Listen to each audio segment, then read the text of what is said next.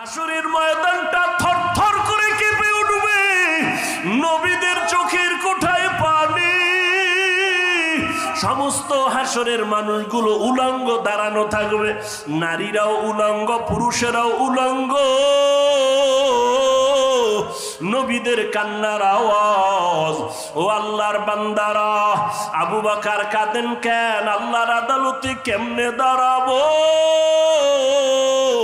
জান্নাতের টিকিট পাইয়াও যদি তারা কান্না করেন, তাদের এত সুন্দর আমল, তাদের এত সুন্দর ইখলাস, তাদের এত সুন্দর তাকওয়া, তাদের এত সুন্দর তাহাজ্জুদ, তাদের এত সুন্দর তেলাওয়াত, তাদের এত সুন্দর আল্লাহর হক আদায়, তাদের বান্দার হক এত সুন্দরভাবে আদায় করে, এরপরও জান্নাতের সুসংবাদ পাইয়াও যদি তারা কান্না করেন, ও মাধবদীর মুসলমান ও যুবক,